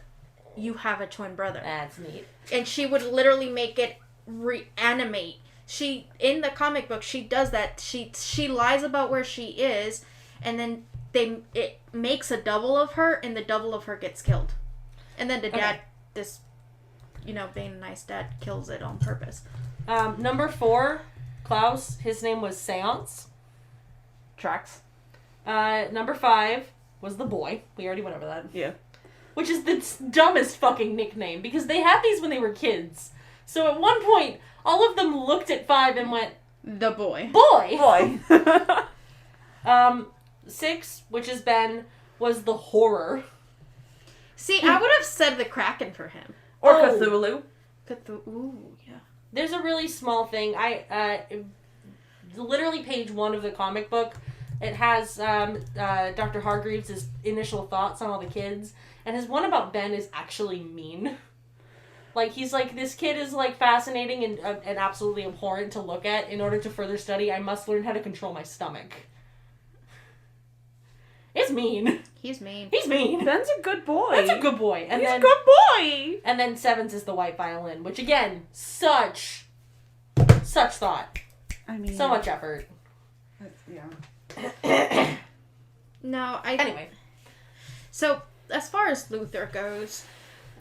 I mean, yeah, but in the show, the boy gets banished for something that his father chose to do to him. He didn't ask for that. I think in part he was wanted to dying. do it anyways, though, because if you look at his bedroom, he has a lot of space and a lot of... Yeah, I think they kind of lead to it kind of tracking with the comic. I think he was sent up there under false pretenses. Yes. I think he would have gone up there regardless. I think he would have gone up there regardless, but the timing and how it's laid out in the show very much makes it seem like he was banished for the effects the serum his father injected him with while he was dying. And then sends him up there to do literally nothing. Literally, it's like when your teacher gives you a busy worksheet. Yeah, I don't remember how they do it in the show, but in the comic, he actually crashed while trying to go up to the moon, and that is when he got infused. See, in the show, he gets infused by...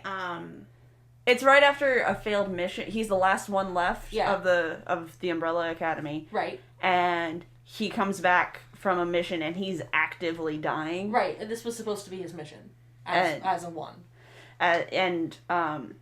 He makes Reginald makes the decision to inject him with this serum, and that makes him super hairy. And but does that?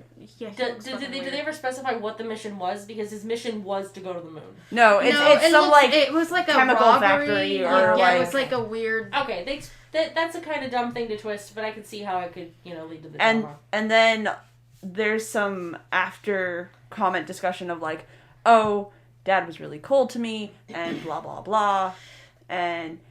But Dad was cold to everybody. Yeah, but Reginald was cold to everybody. Luther makes a note of saying that Dad was behaving differently towards him after the serum. Mm-hmm. He makes a note of the change in behavior. He makes that as an excuse to try to find him. He was murdered. Plot idea. Okay, hold on. Idea. Maybe the change in his physicality, along with the weight of failure, was the first alert to him that his father never cared to begin with. Yep. But he chalked it up to, well, now I'm different, so now everything is different. Instead of new lenses, this is how the world has looked the entire time. He's putting false blame on himself. Yeah. And that tracks for and Luther. I think another thing with the whole Dad being cold or acting strange, because even Diego makes a mention of he's always acted that way. Mm-hmm. He's always been strange. What are you talking about? I agree with you on that, because I think at that point now he's in the moon. He knows he's different. Mm-hmm. He's actively physically separated from everybody. Mm-hmm. He is turned into Vanya. Yeah, I was about to say, there's a really great parallel between him and Vanya. Mm-hmm. He has turned into the Vanya of the family, but he goes, I've already been accepted. This is how I get back in. So this is his way of going, no, the reason Dad was acting straight, it can't be because he's treating me like Vanya. No, there's something wrong. Yeah. And I can't give Luther rights. I can. I can understand him. I sympathize with... I don't sympathize with him. I can understand him. I can't give him rights on certain actions that he chooses to make. Do we want to talk about, perhaps, or because we're getting close to an hour 30 minutes, or we're past an hour 30 minutes, do we want to talk about Vanya Allison and the cabin? Oh, God. Because that was the dumbest dumb bitch energy I have ever seen radiate from a single human being on a show. Dude, we all agree Allison does not make wise decisions. And I feel so bad for the actress for having to depict such a dumbass. She's so dumb. Because literally... I'm sorry, I'm coming out strong. No, you're right. Because for those of you who are unfamiliar, there is a scene where Vanya is starting to discover her powers as the white violin. She basically controls energy through sound. Yeah, essentially she can... she's a giant tuning fork. Yeah, she can interpret sound waves into some form of telekinesis to a degree. The sound waves are what allows her to move stuff around. Or she destroy. amplifies... Yes. She amplifies sound waves. Yes.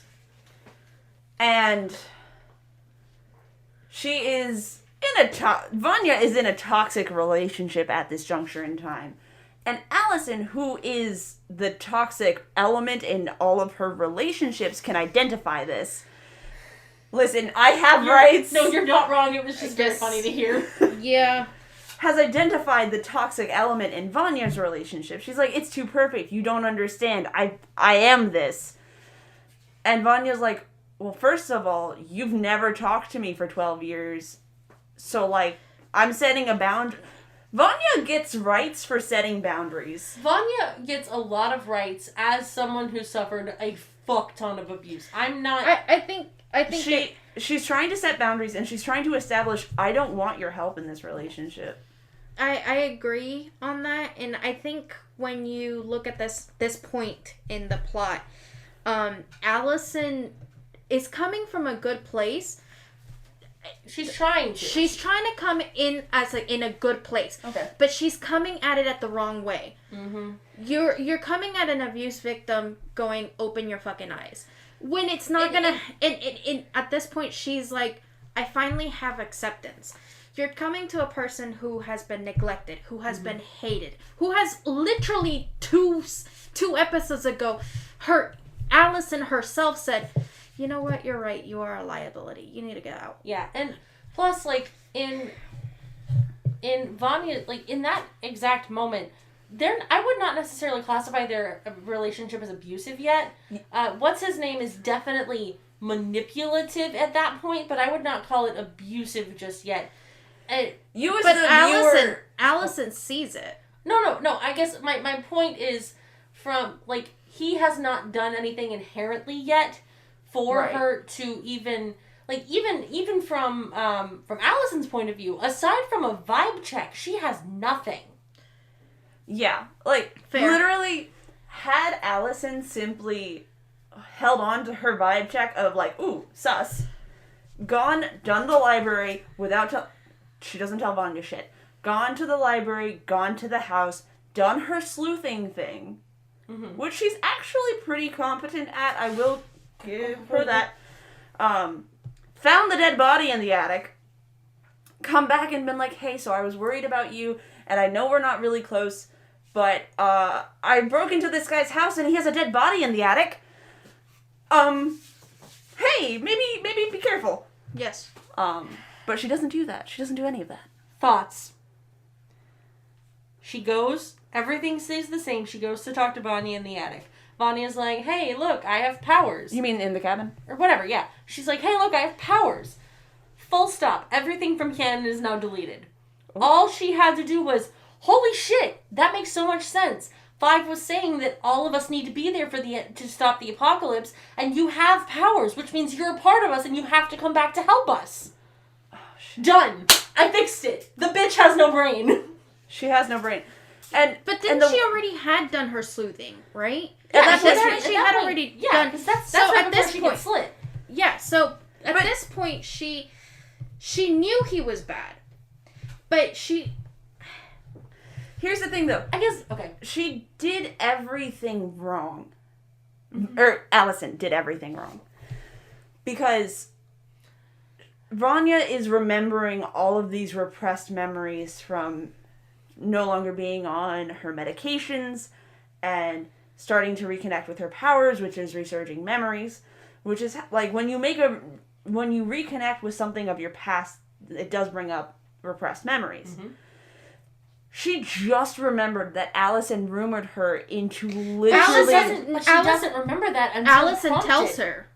Allison tells her that I rumored you. Because Allison didn't remember that. One of them remembers that she was always sick. And no, she remembers that she was always sick as a kid. And she always got these meds, and now she's not taking them, and suddenly she has powers. And then Allison says, that tracks, because I rumored your ass. Also, I'm sorry, random caveat. There's supposed to be 4 in that scene where she rumors her. I have a 4-year-old nephew.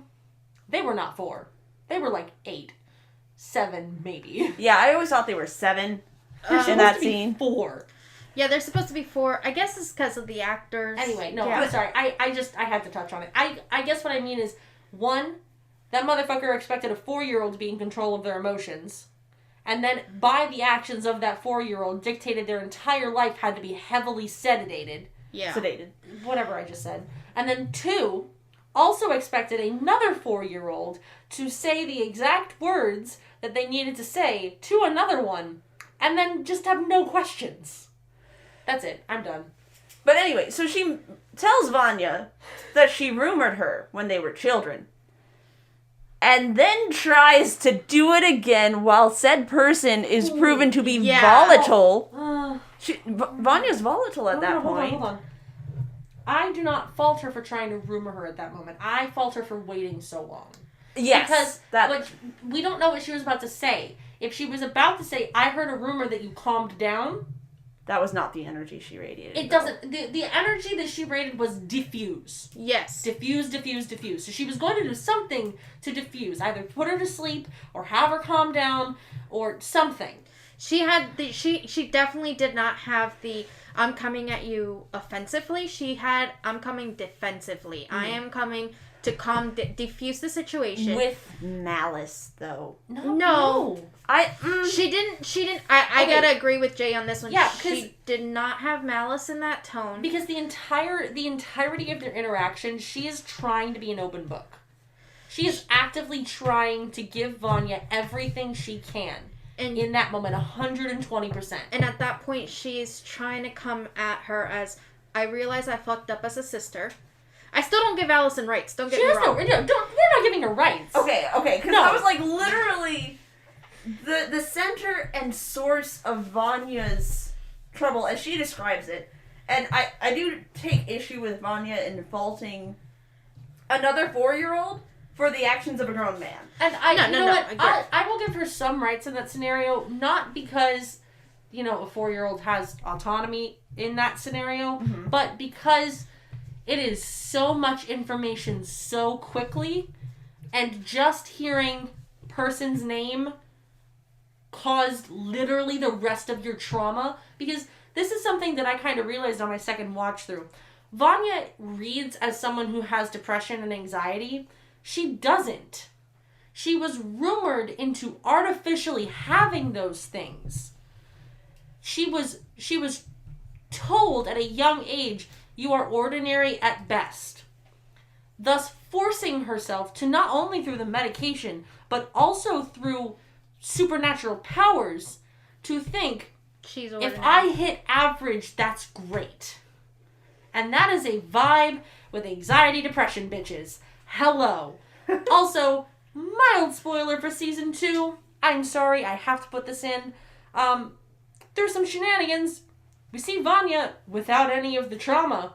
And man, she's not anxious or depressed. She is living her best life. And that's all we're going to talk about with it. I had to bring it up because it backs that up.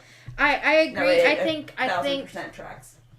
But with the whole being 4-year-old, at that point, I think Allison was like, okay, I'll do whatever you want, Dad. Yeah. Not understanding that saying these words are gonna hurt Vanya. Yeah, and let's be honest. At 4 years, who the fuck remembers what they did when they were 4 years old? And that's why I don't think they needed to age them up for the Netflix show, because that didn't track if it was in the original too. So the reason I think Vanya finally goes, or Allison goes, oh shit, I did that? I'm not talking about it. I was ignoring it, but you gotta continue doing it. Straw through the mask. But at that point, Allison connects the dots. Right. She has that flash, because she's also seeing things that she hasn't seen since she was a child. Mm-hmm. Right. So to her connect, she goes, oh shit. Yeah. Dad told me to do that. So Allison gets to this point that she does tell her, hey. So I did this. No, she didn't say it like that, though. She was very much of, that makes sense, because Dad told me. I have this vague memory of this exact thing. Yeah. And then I agree with you on the fact that Vanya would go on the offensive because now you're trying to do the same thing you did to me as a child. But I don't think she drew the line. That's my thing. I don't think she made the connection, you're trying to do the same thing to me right now. I think she was, no matter what came out of her mouth in that moment, I think she was going to strike. Because when you're in a rage like that, you're not paying attention to nuances in the person you're facing off against. I think it didn't matter what she was going to say. I agree with you. She would have attacked either way. But I think hearing, I have a rumor, but if you pay attention, even she was already on the swing. She was already getting the weapon in her hands. She had the weapon in her hands. I don't think she meant to slice her throat, though. For me, I think it was purely a defensive, like, stop. I don't even think she meant to slice. I think it was because she's so new to her powers. She's so new to her powers, and she's not familiar with the extreme emotional... She didn't know she could slice before. So far, it's only been blunt force. She's been pushed. And I think I agree on that. I don't think she anticipated a slice. I think she was hoping to knock Allison back enough to knock her out. To prevent the rumor. See, not so much the rumor. I think it was to prevent her from continuing talking. Because she gave her so many outs. Because for me, as someone who has anger-based trauma, when faced in those kinds of situations, especially when you're not necessarily ready for them or in control of them, your gut reaction is to fight. Oh, and yeah. I say that because Vanya's reaction tracks. Oh, and yes. To me, it very much so read as, if you are going to keep standing here, I'm fight or flight, and I'm choosing fight. If you want to dance this dance, we're dancing this dance. Right. And if you notice, she does make a slicing motion. Now, she might not have been in the right state of mind to actually make the call. I know what I'm doing right now in this moment, but I think she was thinking, fight her, get her, get her. Not even shut her up, get her. Like, and in that part, I feel like, yes. Okay. No, sorry. I lost my train of thought. So, I agree in parts. Okay. And here's why I say that. Because also... based on anger trauma. Oh. I saw a hand and then it disappeared. Oh my god. That was beautiful. You missed the high five. I agree with you on the whole she was getting ready to fight, but also on the more flight side of it, I think she had both working at the same time. And the reason I say that is because at that point she kept telling her, get out. Get out. And she knew at this point if she releases, pushes her. And at this point, Allison was towards the door. But that's the thing. Like, even if you watch her body language when she pushes, like, it is a bubble that she lets go. And I think even as a wee bab, she knew something was different. Bubble meant go, because bubble is what goes. A slice never bubbles. But I don't think she was going for a slice. I think she was going more for like a backhand slap. Not with a weapon in hand. But she doesn't know it's a weapon. At this point, she sees it. She sees it's an extension of her arm. It's her violin bow for those listeners at home. I slight disagree, but that is okay. Yeah, and it's okay to disagree. Yeah. I don't feel like her intent was fully to hurt. I think her intent was very much... to stop the trauma that is happening. Not so much to stop it, but to kick Allison out. To do what she had been asking her to do. Because from that point, she's been going, get out, get out, get out. Leave me alone. Leave me alone. Think of a teenager, a troubled teenager who's like in a movie, who's trying to get their older sibling to leave them alone. Right. They're going to scream, get out of my room, they're going to say stop, whatever, and then they're going to push. And they're going to initiate physical contact because it's all they have left. Right. And that's where Vanya was at. And also, she was in a space completely untouched by the trauma of her family. I mean, yeah. Well, like, because I only say that because when you create new memories, she was in this basis of, like, kind of a honeymoon energy with her new boyfriend, and, you know, they had been to the hospital or whatever, but that was their space. This was new. This was hers. this was entirely hers. The family had nothing to do with it. They didn't give her this house. They didn't give her this boyfriend. This was her and her boyfriend's energy. And so Allison coming in, continuing to voice opinions Vanya told her she didn't want to hear, and insisting that she knows best, doing the whole big sister energy, it was a doomed scenario from the get. And I would like to caveat slightly, because it was not directly touched by them, but it was in 100,000,000% indirectly touched by them. Because her boyfriend, whatever his name is, Loser Boy. Leonard. Yeah, Leonard. Loser Boy. Her boyfriend consistently brings them up. For reasons that after you've seen the series, you know. He is trying to trigger her on purpose. For sure. They might not have been, like, actively touched by them, but it was 100% inactively touched by them. Because he constantly brought them up. He wanted to trigger her. Mm-hmm. And he also mentions how he has negative memories of his family at the cabin. Yeah. They might not have ever been there, but I feel like even, like, on the topic of making new memories, even putting those things together could not have helped the situation for her. Right. At all. And you, one of those things is, like, you can tell that she did not know her powers could slash going to that. Is you just see her reaction right after it happens. She immediately runs to Allison to try and stay the bleeding.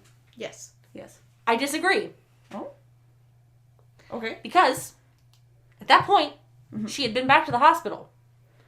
And she knew that even her push killed 2 people. She knew damage could happen. No. They said only one made it. She knew lethal force was possible. Yes. I don't think she went in trying to kill Allison, though. My point is, the only time she's ever used it on a person, at least one person died. And she, without pause, used it on her sister. Knowing that a minimum of 1 person has died at her hands. Well, but here's the thing. She was in the middle of a panic attack. Yeah, we've already talked about that. Yeah. My point is, I don't think she understood that it could do lethal damage. Okay. But I don't think she understood it could be lethal.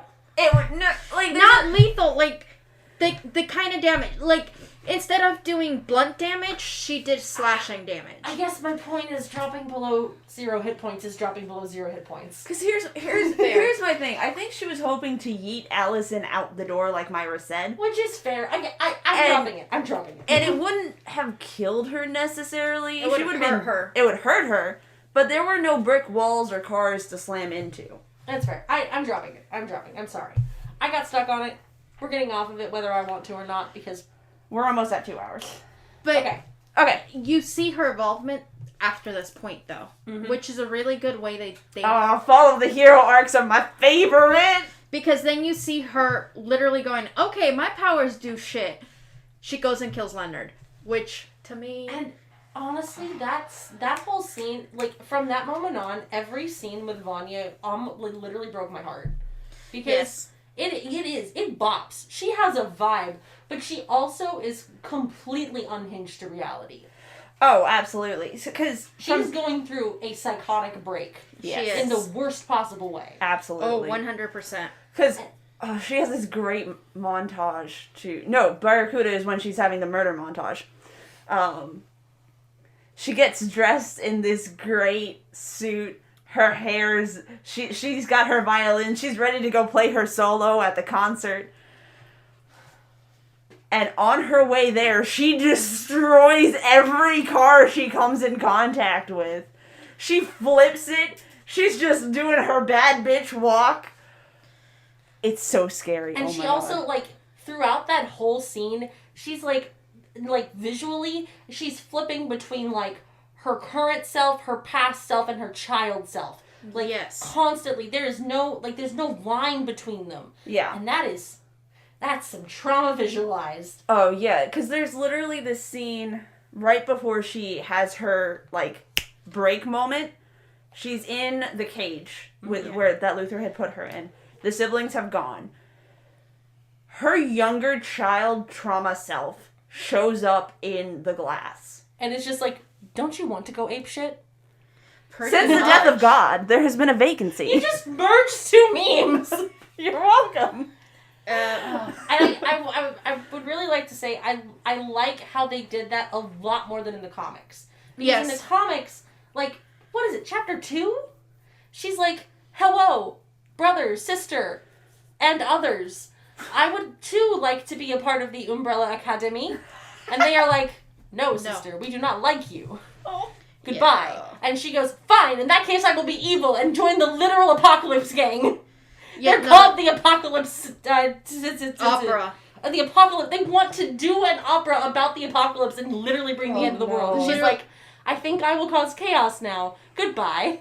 She literally joins them and they turn her into the White Violin. Yeah, and it's literally just an excuse for Gerard Way to draw a naked lady for the rest of the series. Yep. I do like how they gave her a white suit. That was nice. That slapped. That transformation slapped. I gotta admit, I think they did a beautiful job with that. And especially the transition of losing that color.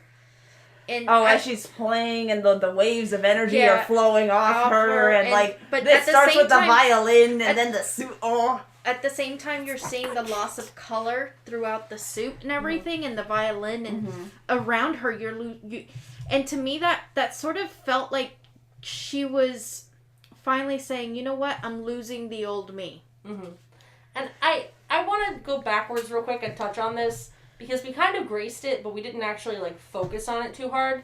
Cha-Cha and Hazel made that show worth it. Yes. Oh, absolutely. Like, Cha-Cha and Hazel's relationship feels a lot like a modern Jesse and James with less Pokemon, and I lived for it. The only reason I said earlier that they feel a little disjointed is because I feel like the blend between the what's it called? Main plot? No, it starts with a C. Commission? I feel like the plot between the commission and the main plot could have been blended a little more as far as introduction and fleshing out. Just a little bit. I would have liked a little bit more, like, blurred edges. It feels very cut when they go back and forth. It feels like we're watching almost two different shows. Yes, and I'm not mad about that.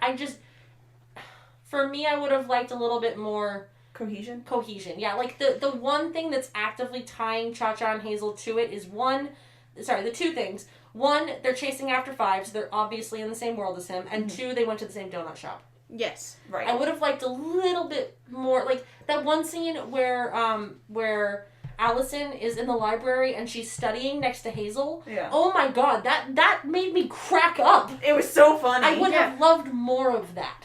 Yes. More of that accidental working interaction. Accidental interactions are my vibe. It would have been so funny if we had Klaus before he gets kidnapped and tortured by Hazel and Cha-Cha going to the laundromat, because he strikes me as a laundromat kind of gay. Just, them doing laundry at the laundromat because they've been here longer than they anticipated.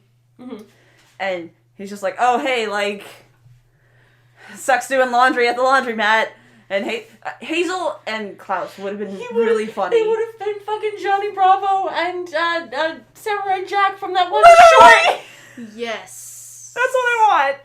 And, oh wait, may I pose this? Yes. Cha-Cha and Hazel are talking about their plan in the laundromat. Blah, blah, blah, blah, blah, blah, blah, blah, blah, blah. And Cha-Cha goes to grab his laundry out of the dryer, and it's all pink. Klaus. And Klaus just kind of walks in. Oops. Takes his one pink shirt, leaves. Sorry. Or even if it wasn't the laundromat. Like, I agree with you with the laundromat, but it just wouldn't fit in the show. Yeah, like, something akin. Coherent like that. I would have actually liked to see either, I know we don't like them, but either Allison or Luther, or even Klaus, go to the donut shop and Hazel and Cha-Cha be there. That way you... Like, before they go storm the house, because they have no idea then. Literally, I think it would have been hilarious if... Plus, 5 says flat out that they have gone to that donut shop as kids. It's the So have Well them done. as grown-ups still attending the same donut shop. A lot of donut shops sell little coffee bags. It would have been hilarious if, like, Vanya, instead of going to bed, was like, I'll go get us some coffee, and gets, has the donut logo, runs into Hazel, pining after Agnes, which is also... I know we're running out of time here, but cottagecore Hazel and Agnes... It has rights. It has rights. They're the one straight couple that gets rights. That's all you get. That's all you get. Also, okay, kid. I totally forgot to mention this in the whole themes. Agnes... No, not Agnes. Hazel and Cha-Cha totally symbolize corporate America and how... corporate America doesn't give a shit about you. Oh, that's the whole commission. I mean, That's the whole commission. No, that is the whole commission. But I think a reason why you don't see so much of the commission, honestly, is because the commission really doesn't come into play until Volume 2. I am not going to talk more about this because I would have to pull from a lot of Season 2. Right. And I do have thoughts, but... and I think that's why you don't see the commission that much on Season 1. I guess what I meant by that is I would have liked to see more... Like, you know how in Harry Potter... They have the toilets are how you get to the wizarding world. Yeah. I mean stuff like that, small stuff. I really for example, I really liked how how totally spy style anything could be a portal to send messages. I loved that. I guess that kind of stuff. Yeah. Like not necessarily more content from them, but more ties in. Okay. What would have been hilarious is if one of the siblings happened to find the one of the tubes. Exactly, something dumb like that. Okay, yeah. I gotcha. Like just a little bit extra, or like maybe you know how in like Incredibles where he gets out of the car or he goes to pick up the car, whatever he does, and that little kid's out there and he's like, and he always sees something. Yeah, I gotcha. Something small like that, just scattered throughout, just small things to kind of tie them more into the world is all. And part of me even appreciates the fact that they're not because of who they are. But anyway, yeah, that's all I got. Finally, the fandom and then voting. Yeah, I mean, I am surprised that I have not seen much of the fandom. The fandom the fandom has two vibes. You either kin Vanya or you kin Klaus, and most of them hated Luther. You and this Luther. No, everyone hated Luther. I know, I'm just teasing you. That's very fair. It is. It's very true. And I think they hated him because he is fundamentally the most like the everyday person. And honestly, I'm gonna go back to this. I feel like had they put more of the comic book powers into him and had them displayed more, it would have felt less like that. Yes. Because for me, he very much represents everything the viewer doesn't want to be in a superhero situation. I wholeheartedly disagree. He was not Homelander. No. You misunderstand. That was loud. I'm sorry. His problematic decision making is very human. But isn't that almost like, if you really think about it, a lot of, I don't know. I don't know if it's. I'm just gonna lose my. No, because he feels like the kind of mistakes inexperienced superheroes would make, which he doesn't. Is one. Which I mean, he is one, but it's also we want to be. Okay, because where Diego is in his superheroing, or but you gotta think he was the quote unquote leader of the Umbrella Academy, but he really wasn't. What he was the manager or the supervisor that had a manager, and all he was doing was, hey, the supervisor or the manager. Hey, the manager left us this list to do, so I'm here to make sure it gets done. Right. He was never a leader. No. He never made this. He was literally just, I have a list, we're gonna do it, we're gonna go home, we're gonna do it again tomorrow. I remembered something. This is the last thing I'm going to talk about before we jump into final notes. Because the fandom was very tame. Unless we have more... I have one thing. Okay. At one point, when when Diego's thinking about killing Mom, she's walking through the halls in a flashback, and they're all trying to get ready for a fight. And she walks through and she sees a couple of the kids in their rooms, and it's sweet and it's fun. And she's walking down, and Diego runs across the hall. No, it's not Diego. That's Ben. It's Ben. Ben doesn't have knives! No. So what you're remembering is Ben is running down the hallway. Looking for... Trying to get his zipper up. Yeah. Diego runs this... So we're staring down the hallway. The person that runs by is actually Luther. There's two different people that run by. Luther and then Diego runs horizontally. Yes. He runs at a perpendicular angle. Why are you interrupting me? That's what I said. No. He runs further down the hallway. The one who runs parallel with Mom is Luther. I don't care. He runs down the hallway. He doesn't run down the hallway. He runs across the hallway. Oh, what the fuck ever. He runs... No, he runs into his room. Diego never left his room. He was practicing in his room what to say. No, that's what I'm saying. It's a continuity error. No. They had him run... They had, they were trying to make a cacophony. They had a couple of the kid actors do some shit. And then they had Diego run across at one point, and he goes, "Where are my knives?" I can just... And then they go to his room, and he's standing there. And he's practicing his words. We're looking it up. I'm looking it up. Oh my god, you're Yeah, right! Motherfucker! Right. No, he's right! Hold on, I'm gonna pause the recording. No, yeah, do it. Hold on, let me just pull We it can up have on my- this. We can have this discourse Okay. off record, and we'll just re-record it. So while we have established We're Jay back. doesn't know what directions are, Hey, we're back. we're back. Guess who's right? You're right. You just don't know how directions work. Who the fuck told you that I do? Do you know the reason I failed French in college? Because the midterm was about directions. And I don't know those in English. You don't... Yeah. I still don't know them in Japanese that well. You don't know geography or directions. Hidari. Kochimate, stop. I don't got it. I don't know directions in my native tongue. I don't know them in anything else. I can't give you directions, but I can tell you how to find where Where's you're trying to go. Washington, D.C. located? It is located above Georgia, you motherfucker. Okay, I gotta give you that one because I could... Yeah.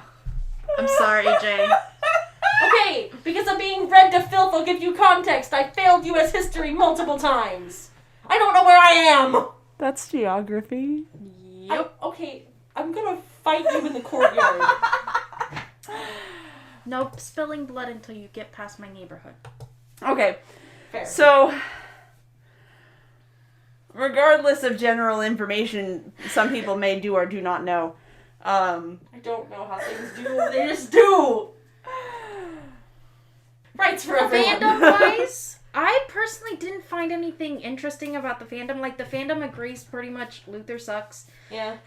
The fandom's very much trying to see Luther and Allison together, which is sort of weird. don't like it. I'm weirded out by that. Sus. But the fandom isn't like at least that I saw. I can't. It's pretty tame. There's some fun. What your favorite character from the Umbrella Academy says about you, but Yeah. like. I come from the realms of like Hitalia and Homestuck and all the other H's that are, hell Traumatizing. fandoms. I have not found a fandom worth talking about yet. Coming from episode 3, it was very mundane. Yeah, it has not. It's not been very. I mean, yeah. There's Extreme. honestly the ships are pretty mild. They're what you would expect. The standard weirdness. Yeah, nothing extreme. So I would say the fandom. I mean, sure, look it up.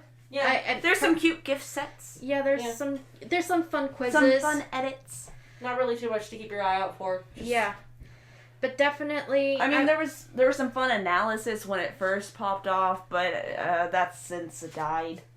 So I would definitely say, fandom wise, You are free to travel at your own discretion. leisure. Yeah. Yeah. PG-13. Nothing Nothing really scary. fast. Nothing. Yeah. All right.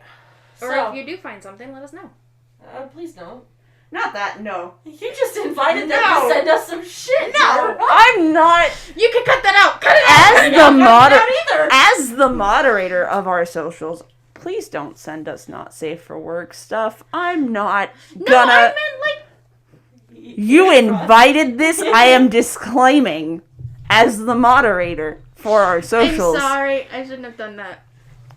It's too late. If you send us not safe for work stuff, it's getting deleted. You know, just by saying that, you're antagonizing them to send it. I know. Yes. It's getting deleted. That's Okay. not what I meant. I just meant like fun little gifts and stuff from the show. Final verdicts. Vibe check. Is it worth the watch time of 9 hours and 7 minutes for the first season? Personally, I liked it. I liked it the first time I've seen it. I liked it the 6 other times I've seen it. Yeah. Yeah. Honestly, it's a lot of fun. It, especially when it first came out, it felt very different from literally every other comic book adaptation we had seen from Marvel or DC, period. I'll agree with that. It definitely does not feel like your typical superhero story. It was very much for me like a fresh take on comic books. I didn't I've never read a whole lot of comic books myself, I will say that. But from the panels I've seen online versus the especially Marvel movies and the few panels I've seen of the Umbrella Academy versus the Netflix adaptation, I really liked it and enjoyed it. It felt new and it felt fresh, and I liked the non-linear timeline. I am going to start our first discourse in the court and say no, unless you plan on watching the second season. Okay, that's fair. If you are just in it to see what's up and you don't feel like committing too much, I'm on the side of save your time. But I'm outnumbered. And that's all that matters. The court has spoken. Yeah. I think at this point, if we're just talking season 1, I still would watch it. I still would definitely watch it. You guys have rights. I just would rather not ever watch that season ever again. There's a lot of family vibes that I personally jived with.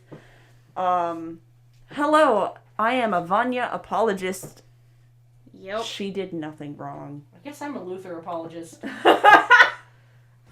I an Allison apologist or just... Oh God, I hope not. Are you an Allison apologist? I don't think so. I hope not. Think so either. I don't think you are. I'm more of a Klaus apologist. Klaus has rights, though. Klaus, yeah, you have rights for having Klaus have rights.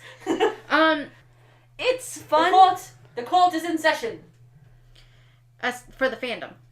No, for the show. I mean, there's nothing to talk about for the fandom. So Is it worth the 9 hours and 7 minutes for the first season? Yes. I would say yeah. It's a good watch. It's a fun... Nah. But 2 out of 3's a win. So verdict is... Yes! Yeah! Next week, this week we're not going to give you a spoiler or like a teaser because... We're discussing season 2 next week. Yeah, we're discussing season 2, so it's not really... I mean, I don't think it'd be fun to try to make you guess season 2. No. So, yay. I mean, maybe we can do a guess the character? That would be so easy. I'm not doing all that. Yeah, no, I think it'll be... We'll just post fun gifts or something for next week. Sure. I might put a funny quote in if I can find one in a good enough time. But unfortunately, there's nothing to guess. So instead, why don't you guys hit us up on our socials? Tell us if you super disagree with me or Sam or Mayra. What's your hot takes? Give us your hot takes. We have oven mitts ready. And if anyone responds, we might talk about it on the episode to kind of, do some stuff. Yeah, Yay. we would love to hear from you guys, genuinely. Check us out at wsiwtpodcast on Twitter. Don't fucking talk about it. You deadass took your book, turned it upside down, and then started reading. I did. And ladies and gentlemen, happy listeners. I will literally This is where we're post calling the- it a night because I think our caffeine is wearing off. It is. We will see you I next wrote week it upside down. for season 2. She was reading off the socials. I know. Oh. No, she just said the socials. She said one of them. Oh. Sorry. We're also gonna be posting more on TikTok, and But we are. I'm gonna try. I have something ready. Good. But I have to do the stickers. The stickers are a butt. But. Alright, so thank you once again for listening to Why Should I Watch That? Your local 2.5 nerds in a trench coat telling you about 2.5. 3 nerds in a trench coat, I can't do math. None of us are the math games. I'm not that short. Well, the two of you... But are you? The two of you are thirds. Shut up, Sam. So if you add 2 thirds together, it's a half. Excuse me, I am the height average for American Caucasian women. Okay, good job. Average at best. I can see I'm you're taller a than Rude! Thank you once again for listening to Why Should I Watch That? My name's Jay. I'm Sam. I'm Mayra. You have been listening to our podcast. Please hit us up on our socials if you want to talk about some stuff. If not, come back next week to hear about season 2.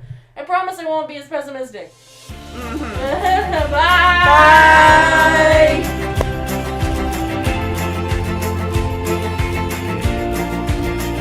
It's been an interesting election. The future Is bulletproof? After the secondary! So to do it loud, do